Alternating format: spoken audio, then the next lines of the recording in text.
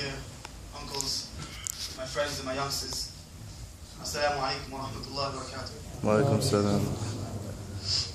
Alhamdulillah, alhamdulillah, what expression of gratitude is also Allah subhanahu wa ta'ala, who has given us the tawfiq to be here in the new Gregorian year, 2015. I know that we all have our New Year's resolution. If this is going to be filled, was actually filled from, I think, yesterday.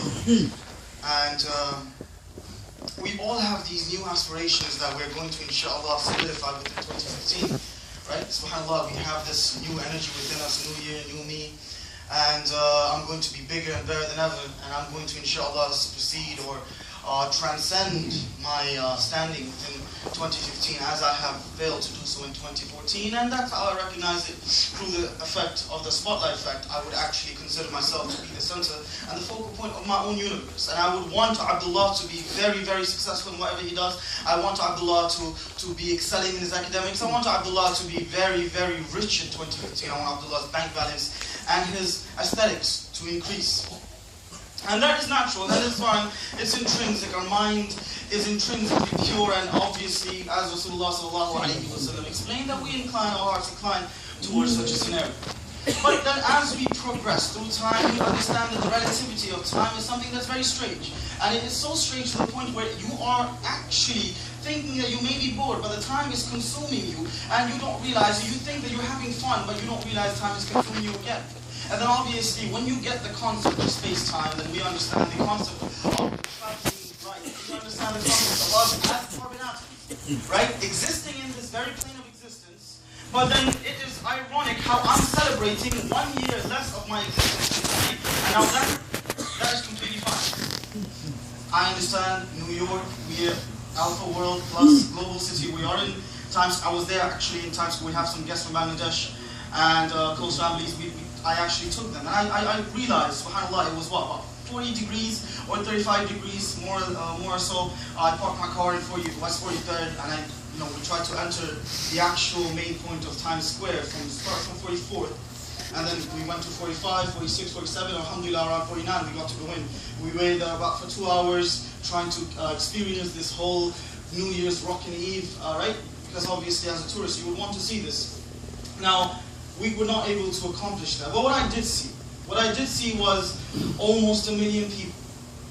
And different people, different storylines, different thought process, different perspectives. What we did see is people all trying to come across for the same exact objective, to experience that very sense of, I would say, visual elation, right?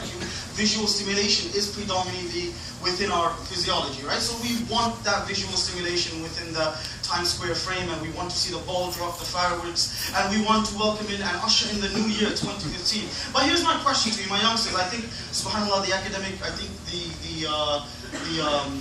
the break that you had, the winter sabbatical, the winter break that you had, I think the recess is finished, you're going back to your school. May Allah subhanahu wa ta'ala give all of you and help you excel in your academics. Ameen.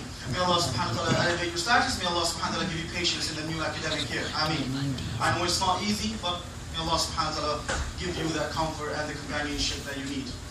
Now, my dear brothers, what we were talking about beforehand is the concept of us actually equipping ourselves with knowledge and understanding that maybe though I speak with a confirmed justification from my own deduction from the fundamental directives of the Quran and Sunnah, I do understand that, hey, myself, I consider myself a Muslim, whether or not I pray 5 times a day, whether or not look into the concepts of Iman, look into the concepts of Islam, I bring them together into an internal and external complete version of myself. And from that, I could be a Salafi, Hanafi, Shafi, Tablighi, it does not matter. But I am a human being who has his own confirmed justification from the Quran and Sunnah. And I consider myself on the right path. Strange, isn't it, that the people who also go against your ideology also say that they are the same Muslim, who have their own confirmed justification from the same fundamental directives, and they derive from the Quran and Sunnah just as the way you do it. And they also derive from the Quran and Sunnah in such a way that they would go to Peshawar and they take a group of people and they kill about 144 people without having a single moment of maybe I should reevaluate my thought process. Is Allah subhanahu wa ta'ala going to be happy with me on this specific predicament or not? That's a different story. But at the same time, we have people like ISIS, we have people like different extremists, according to us, because we live in a neutral zone and obviously being in the United States, we have this liberal view of the world. Now we understand that, hey, I am a Muslim, and I use the true Scotsman fallacy that he is not a Muslim, he must not be a Muslim because of what he's doing. But yet he claims to be a Muslim. He claims to be a Muslim who is just like you, but he considers you to be on the wrong path. He claims to be a Muslim where he thinks he's going to Jannah, and Allah subhanahu wa ta'ala is going to forgive him all his sins, and you are the ones, or we are the ones who are going to Jahannam. Or we're going to say the same exact thing. You're going to Jahannam, you're going to Jahannam, you're going to Jahannam, I'm going to Jannah because I'm the right Muslim. The question is, to what extent do you give yourself that conviction to the point where you assume the position of Allah subhanahu wa ta'ala? The question is that the relativity of time that you're always looking for, the relativity of time that you think that every single moment that is blissful for you is something to enjoy and which is completely rightfully entitled for you. Alhamdulillah, I'm not taking that away from you. But why are we so delusional in thinking that we will live forever? This year, 2015, may Allah subhanahu wa ta'ala preserve all of you. But we very well know that there will be brothers amongst us that will not be here in 2016. Forget that, they will not be here within the half of this year. Do you remember last year, in the beginning of 2014, we did the same exact thing? Are we creatures of a habit? 2014, let's go back. 2013, let's go back. 2012, let's go back. 2011. Why is it that every single year we make a cyclical, habitual process in our own hearts, which gives us no fruits, and it gives us a sense of circle of running around? We start 2015, at the end, without even realizing that the year is about to finish, we're going to celebrate 2016, and that's how we just roll around our life. Just live for the sake of the next moment. What's going to happen afterwards?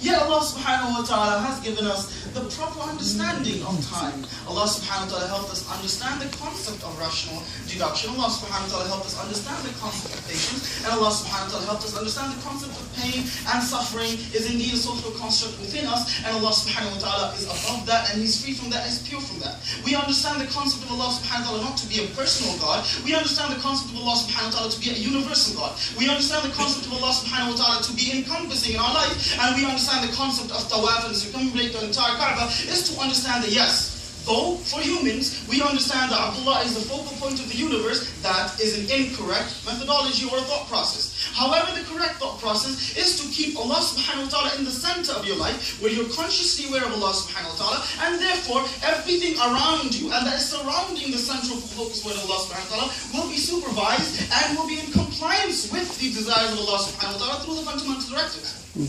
Yet we hear the message clearly, we see the message clearly, but we don't exactly apply the message. The application, the apps, are not there. Instead, what we see, a world filled with regional Muslims, such as myself, yourself, Muslims of Pakistan, Africa, Asia, Middle East, with different thought process, different biases, different points of view, who only exude nothing but hatred for one another, who uses their minor differences, minor infractions, minor philosophical differences to make takfir and send everyone to Jahannam, as if you yourself know how Allah subhanahu wa ta'ala is imagining and how Allah subhanahu wa ta'ala is thinking. Where you and I, instead of trying to save a brother, instead of trying to ud'u ila sabili rabbika bil hikmah, using wisdom, wal maw'idha, and right choice of words, advice, we shun everyone. And I'm not here to give you a bleak outlook of 2015. I make dua this Gregorian year is completely filled with productive values for you. Wallahi al-Aziz, I would not have anything else for that. You guys are like my second family. But ask yourself this simple question, this honest question. How often are we going to do the same thing over and over and over again until we hit such a year, maybe 2036, 2046, 2056, where my time will finish? An angel of death will come in front of us, and then we are gone from this existence. And we are transitioning to the life in the hereafter. Now it sounds very romantic.